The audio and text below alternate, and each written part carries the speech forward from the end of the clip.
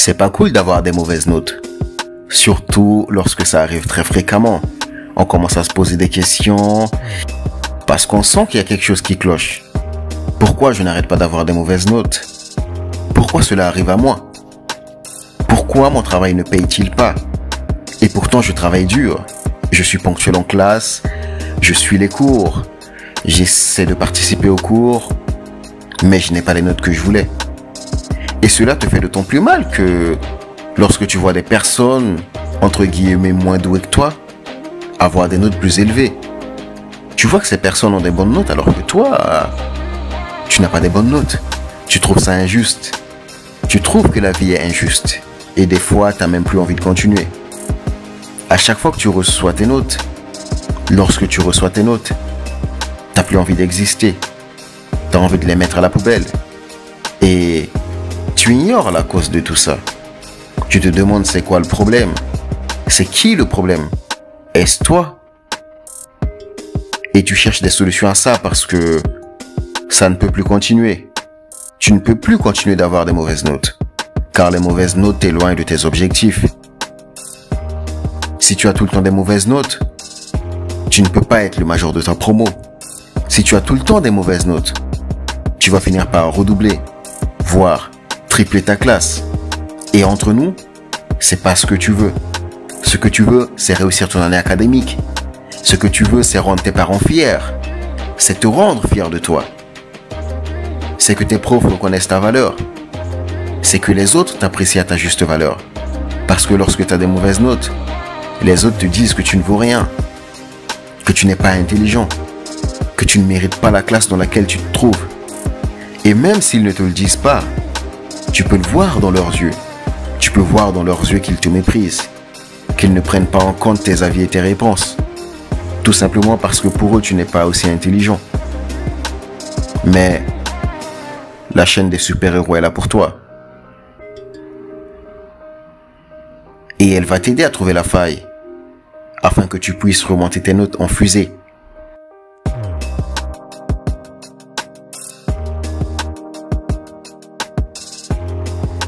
Avoir des mauvaises notes d'une manière récurrente n'est pas une chose anodine. Si tu travailles, mais que malgré tout, tu as l'impression que ton travail ne paye pas, la première chose à faire quand tes notes baissent, c'est d'essayer de comprendre pourquoi. Est-ce que cela est dû à un manque de concentration? Est-ce que cela est dû à des méthodes d'apprentissage pas très efficaces? Est-ce que cela est dû à un travail trop superficiel de ta part? Est-ce que cela est dû à une mauvaise compréhension du cours? Etc. Bref, les raisons ne manquent pas pour expliquer la baisse de tes résultats. Mais d'abord, tu dois trouver les vraies raisons afin de pouvoir limiter la dérive. Lorsqu'un patient se rend chez un médecin par exemple, le médecin ne peut lui proposer un traitement efficace sans connaître au préalable de quoi souffre le patient. Et pour connaître la maladie du patient, un diagnostic très sérieux est indispensable. C'est pourquoi tu dois faire ce diagnostic-là sur toi. C'est pour ça que tu dois faire ce diagnostic sur tes propres résultats, sur tes performances pendant tes évaluations. D'où vient le problème? À quoi est dû ce problème? Qu'est-ce qui fait que tes notes sont tout le temps en baisse? Tu es peut-être ponctuel à l'école. Tu fais peut-être tous tes devoirs, tes travaux dirigés, et tu révises quand il y a une interrogation. Mais est-ce que tout ceci te permet de maîtriser tes cours pour autant? Est-ce que lors de tes partiels, répondre aux questions et résoudre les exercices demandés sont faciles pour toi? Car apprendre une leçon, ce n'est pas seulement la lire. Et c'est notamment une erreur que fait beaucoup d'étudiants. La mémorisation et la retransmission des leçons apprises font également partie du processus. Lire tes cours ne suffit pas. La mémorisation et la retransmission des leçons que tu apprennes font également partie du processus. La mémorisation, par exemple, exige un véritable effort. D'abord, un effort de compréhension. Or, trop d'élèves et trop d'étudiants apprennent sans vraiment comprendre. Ils font du par cœur, mais ils ne comprennent pas ce qu'ils apprennent. Ensuite, un effort de répétition. Et pour bien retenir une leçon, il faut l'avoir vue plusieurs fois. Car pour bien retenir une leçon, il faut l'avoir vue plusieurs fois. Alors, est-ce que tu prends en compte tous ces paramètres dans tes révisions? Est-ce que tu prends aussi de ton temps pour faire les exercices sérieusement, ou tu les fais à la va-vite par exemple. Car un travail peut être fait rapidement, mais cela ne sert strictement à rien de réviser rapidement tes cours, de passer moins de temps à réviser, de passer moins de temps à approfondir tes connaissances. Si quelques secondes après, tu oublies tout ce que tu apprends. Si tu apprends de manière très peu efficace, tu vas oublier tout ce que tu as appris dans la seconde.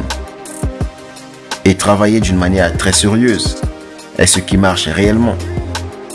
Maintenant, si tu consacres du temps au travail et que tu fournis un effort notable et que malgré tout, tes résultats sont toujours faibles, si tu fais ce que je viens de partager avec toi dans les précédents outils, si tu travailles avec sérieux, si tu passes du temps à comprendre et à bien mémoriser et à retransmettre tes cours, et que malgré tout ça, tu n'as pas les résultats qu'il te faut, c'est simplement peut-être que c'est ta méthode de travail que tu peux améliorer. Car tu as peut-être l'impression de comprendre tes cours et d'être capable de les retransmettre, mais avec une méthode de travail pas très adaptée, tu auras l'impression d'être capable de faire ça, mais tu n'es pas capable de le faire réellement. Est-ce que tu te donnes pas simplement l'impression de travailler beaucoup? L'impression de vraiment être efficace lors de tes séances de travail? Est-ce que par exemple, lorsque tu passes ton temps à travailler, une partie de ton temps, est-ce que tu ne penses pas à d'autres choses? Si tu veux avoir toutes les chances d'être efficace lorsque tu t'installes derrière ton bureau, la chose à faire, c'est qu'une fois que tu es derrière ton bureau, tu travailles et tu ne fais rien d'autre. Pour la plupart des étudiants, c'est surtout au moment des interrogations que tout se joue. Tu as travaillé chez toi, tu as appris tes cours, tu les connais peut-être par cœur, tu as refait les exercices avant le contrôle, tu as fait tes fiches, tu t'es préparé au top, mais tu restes bloqué autour de 7, de 8, de 9 sur 20, voire en dessous. Que s'est-il passé réellement? La plupart du temps, ce n'est pas parce que les étudiants ne maîtrisent pas les notions de leur cours, ce n'est pas parce qu'ils ne comprennent pas leur cours, mais tout simplement, il s'agit d'une mauvaise lecture des consignes qu'on leur donne lors des évaluations. Un étudiant peut connaître tout son cours. Il a peut-être compris, mais s'il ne prend pas le temps de lire attentivement les questions qui sont posées, s'il répond à la hâte, sans comprendre les petits détails des questions posées, il va penser qu'il répond aux questions de la bonne manière. Il va sortir de la classe d'interrogation avec confiance, avec la bonne humeur, pensant qu'une excellente note l'attend, sans oublier qu'il a répondu à côté de la question, ou qu'il a répondu à la question de manière incomplète. Et ça fait mal. Ça fait très mal. Lorsque tu maîtrises les notions, lorsque tu sais que tu as les compétences pour répondre aux questions qui sont posées, tu sais que tu connais la réponse aux questions posées, mais tu ne réponds pas à la question tout simplement parce que tu ne prends pas beaucoup de ton temps. Tu ne prends pas de ton temps pour comprendre ce qui est vraiment demandé. Ça fait très mal. Si tu ne connaissais pas les réponses, ok. Mais lorsque tu sais que tu as la capacité d'y répondre, ça fait très mal. Ça fait très mal. Alors dans ce cas, comment bien lire les consignes? Je t'inviterai à commencer par lire toutes les questions d'un exercice lorsque tu es lors d'une évaluation. Lire et essayer de les comprendre minutieusement. Puis avant de répondre à chacune d'entre elles, assure-toi vraiment que chaque question est très bien comprise dans les détails. Dans ta tête, tu peux te poser la question suivante. Qu'est-ce qu'on me demande de faire ici vraiment? N'hésite pas à reformuler la question avec ton propre vocabulaire pour vraiment t'en imprégner. Et contrairement à ce qu'on peut penser, ce n'est pas du temps perdu. Ce n'est pas du temps perdu de faire ça. Au contraire, trop d'étudiants se précipitent pour répondre aux questions sans les lire, vraiment. Et c'est comme ça qu'ils raffolent des notes pas possibles. C'est comme ça qu'ils ont des notes médiocres, qu'ils ont des notes insuffisantes, qu'ils ont des notes qui ne les méritent pas. Et j'ai pas envie que ça t'arrive. Si tu regardes les vidéos de ma chaîne, si tu es abonné à ma chaîne, et j'ai pas envie que ça t'arrive. D'un autre côté, la baisse de tes notes peut également s'expliquer par la fatigue. Dans les études universitaires, on a pas forcément envie d'aller se coucher à la même heure que lorsqu'on était au collège, quand c'est nos parents qui nous obligeaient d'aller dormir. Pourtant, le manque de sommeil est une chose qui nuit gravement à la concentration et à l'apprentissage de beaucoup d'étudiants. D'où l'importance de bien se reposer pour être efficace lors des épreuves. Et si tu travailles régulièrement et suffisamment, dis-toi bien que tes efforts finiront par payer. Est-ce qu'au niveau de tes sommeils, tu dors bien? Est-ce qu'au niveau de ton sommeil, tu dors bien? Est-ce que tu te reposes bien la veille de tes examens?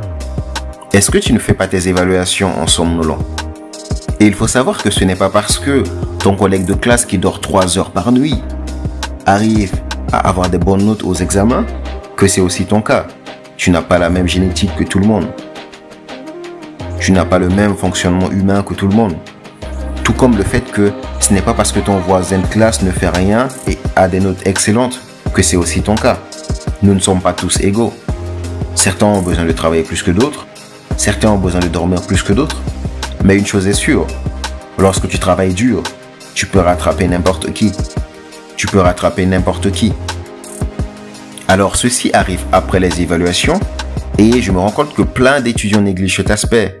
C'est que si malgré tout ton travail et ta maîtrise du cours, tu n'as toujours pas d'amélioration, le meilleur conseil que je peux te partager, la meilleure chose à faire, c'est de bien écouter la correction. C'est de bien suivre la correction de tes évaluations. Certes, tu auras l'envie de mettre ta copie à la poubelle lorsque ton prof te remettra ta copie avec des notes pas très excellentes, avec des notes pas très désirables. Tu auras peut-être honte de dire à tes amis quelle note tu as eu, même si tu sais qu'ils vont te demander. Ils font toujours ça, les collègues de classe. À chaque fois que tu reçois tes copies, ils vont te demander combien tu as eu. Et ça peut arriver que tu aies honte de leur dire. Ça peut arriver que tu aies honte de le partager avec même ta propre famille. Et même si ça fait mal dans ces cas, il faut essayer de comprendre ce qui s'est passé. Il faut essayer de comprendre qu'est-ce qui fait que tu n'as pas les résultats au moins satisfaisants. Et donc, je t'inviterai à bien écouter et bien suivre les corrections pour ne pas refaire les mêmes erreurs. Et de plus, les corrections sont souvent très riches d'enseignements. C'est là que tu vas prendre connaissance de ce que tu as fait comme erreur. C'est là que tu vas vraiment localiser spécifiquement le point sur lequel tout s'est joué, le point sur lequel t'as pas assuré.